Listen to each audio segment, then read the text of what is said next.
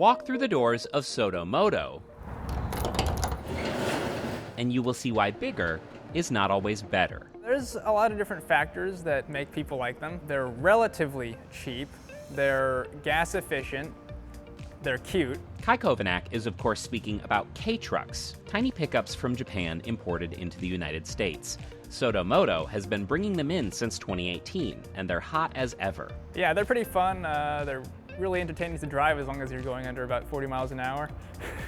With a 600cc engine, they're closer to a motorcycle than a half-ton pickup. But the difference is, you can buy one for just a couple $1,000s, and with a bed as long as some extended cab trucks, they meet the needs of a lot of people. Those factors make them really great for cities, the island communities around here, like Bainbridge Island and other places, and also small businesses. So since they have a lot of storage space, we see people that run small food trucks and things using these, and also companies like bakeries using them to transport goods. That's inspired quite a community, people who love these little trucks, working on them, modifying them, collecting them.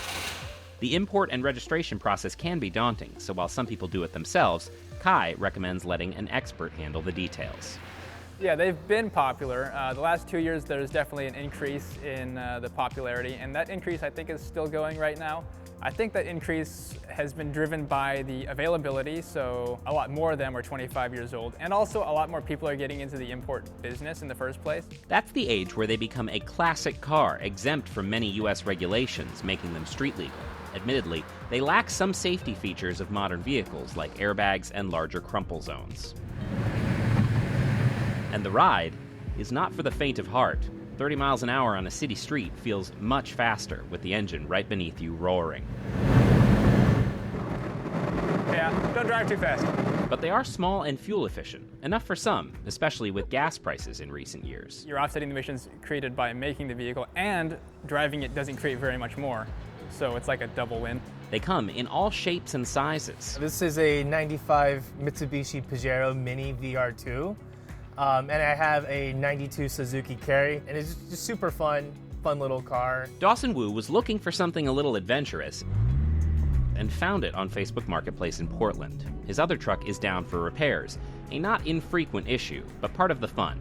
He admits he had trouble explaining the appeal to his wife as his collection has grown. No airbags, no power steering, like your knees are the crumple zone. She doesn't love being in it, but like seeing people's reactions when you're driving them around, like, yeah, I think it started to click. Like, it's a super fun vehicle. Because they may be small, but are not short on character. I mean, my whole neighborhood knows, like, oh, that's the guy that has those two tiny cars.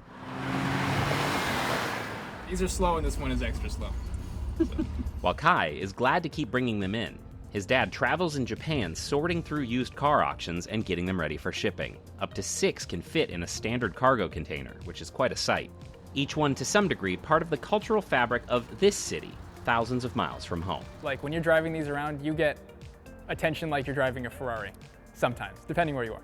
They're kind of just a staple of the Seattle and greater Seattle area at this point. And that's not that surprising. Seattle and this area has had a lot of Japanese influence for a long time, and this is just another example of that. And they're everywhere.